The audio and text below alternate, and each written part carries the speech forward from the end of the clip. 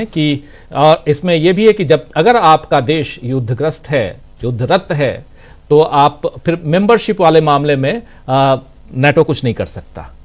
और इसलिए पुतिन साहब चाहते हैं कि जितना खींचना है खींच लो, हमको कोई तकलीफ नहीं है, लड़ते रहेंगे आजीवन। अब ये इनको समझना है वोलोदिमीर ज़ेलेंस्की को कि युद्ध करना है या शांति स्थापित करनी है।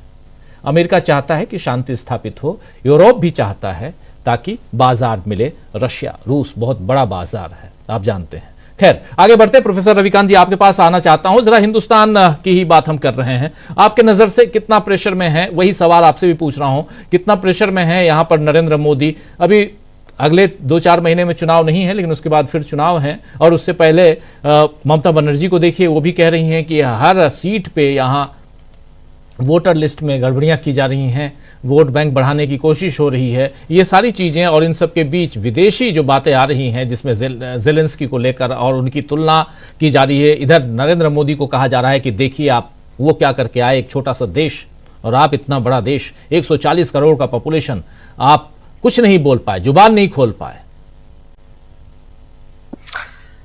निश्चित रूप से ये सवाल तो भारत में हो ही रहे हैं।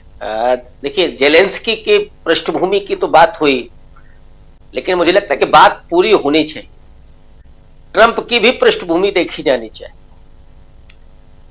ट्रंप अपराधी तो है ही, जमानत पर है, और ट्रंप कितने छोटे जोकर है ये भी देखा जाना चाहिए, और कौन से आरोप थे उनके ऊपर, और उनसे जरा अपने वाले की तुलना की जानी चाहिए।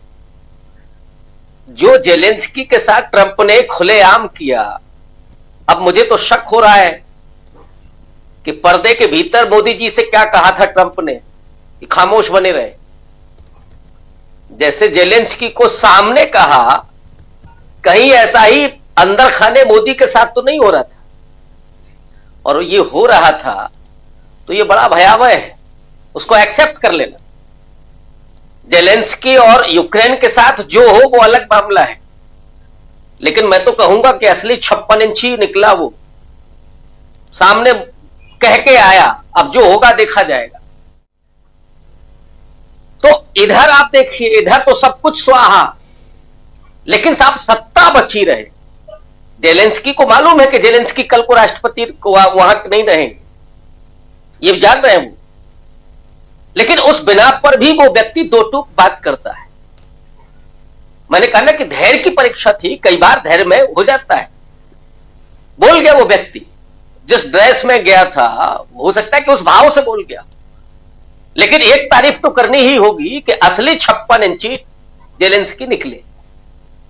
यहां क्या है, ट्रंप जो कहे वही, वो दिन को रात कहे तो रात कबूल है साहब।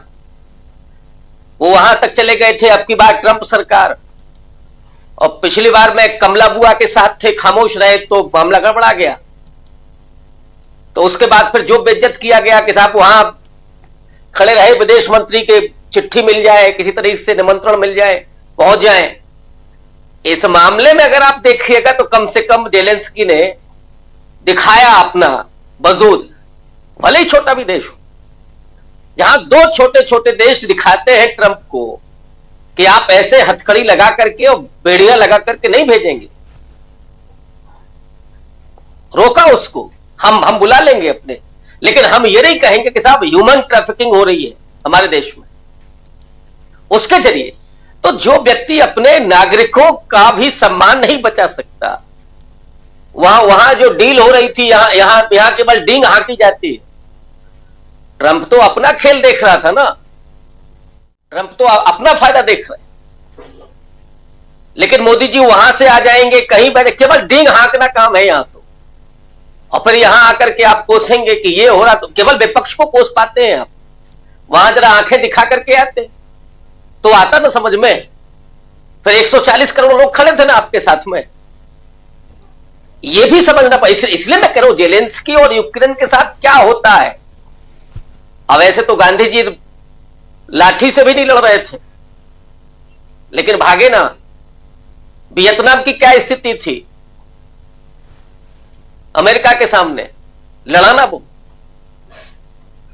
परिस्थितियां ये भी देखनी होगी कि कल को चाइना वियतनाम पर कब्जा कर ले तब क्या होगा। तब ट्रंप साहब कहां खड़े होंगे? क्या ऐसे ही हाथ में हाथ धर करके बैठा जाएगा? वैश्विक राजनीति में ही जो हो रहा है, तो एक तरफ तो ये स्थितियां हैं और मुझे लगता है कि ये धमकी के साथ तीसरे विश्व युद्ध की तरफ ले जा रहे हैं। ये जो मानवाधिकार का सवाल, यूक्रेन की अपनी जियोपॉलिटिकल स्थितियों का सवाल, ये सवाल भी डिस्कस होगा कि नहीं होगा। मुझे लगता है इस बिना पर भी तो सोचा जाना चाहिए। भारत की जो स्थितियां हैं, अब यहां तो मोदी जी ने जो कायम कर रखा है, वोट बढ़ाओ, वोट जुगाड़ करो, चुनाव जीतो, सत्ता में बने रहो, बस इस बिना पर देश का पलीता लगता है तो लगने दो, कोई फर्क नहीं पड़ता। इन हालातों में मैं सिर्फ इस एंगल से देख रहा हूं कि मुझे तो जेलेंस्की लगा कि हां वो 56 इंच का उसने दिखाया, वो प्रदर्शन करके आया, ये मुझे पसंद आया व्यक्तिगत तौर पर। जी, लेकिन बाद में एक के बाद एक 14 ट्वीट करके जेलेंस्की ने वहां पर जिस ढंग से जो ट्वीट किए हैं उसमें साफ लग रहा है कि वो अपने आप को बता रहे हैं कि, और साफ साफ कह रहे हैं कि मैं पढ़ देता हूं हिंदी में, कि अमेरिका के सभी प्रकार के समर्थन के लिए हम बहुत आभारी हैं। मैं उनके गैर पक्षपाती समर्थन के लिए राष्ट्रपति ट्रंप और कांग्रेस के साथ साथ अमेरिकी लोगों का शुक्रगुजार हूं कि उन्होंने हमारा साथ दिया। यूक्रेनी लोगों ने हमेशा ही इस सहयोग की सराहना की है, खास तौर पर इस आक्रमण के बाद बीते 3 सालों के दौरान हमारा अस्तित्व बनाए रखने में अमेरिका का सहयोग अहम था और मैं इसे स्वीकार करना चाहता हूं। तीखी वार्ता के बावजूद हम रणनीतिक साझेदार रहेंगे, लेकिन हमें अपने साझा लक्ष्यों को सही मायने में समझने के लिए एक दूसरे के साथ ईमानदार और स्पष्ट रहने की जरूरत है। इसके अलावा उन्होंने कहा है कि मैं मिनरल डील पर भी वो भी करने के लिए तैयार हूं। अमेरिका की जिस ढंग से चाहता है उस ढंग से शांति वार्ता के लिए मैं तैयार हूं, हर बातें, हर शर्त मानने के लिए तैयार हूं। ये सब कुछ जेलेंस्की ने बाद में एक के बाद एक 14 ट्वीट करके उन्होंने ये बातें कही हैं। आना चाहता हूं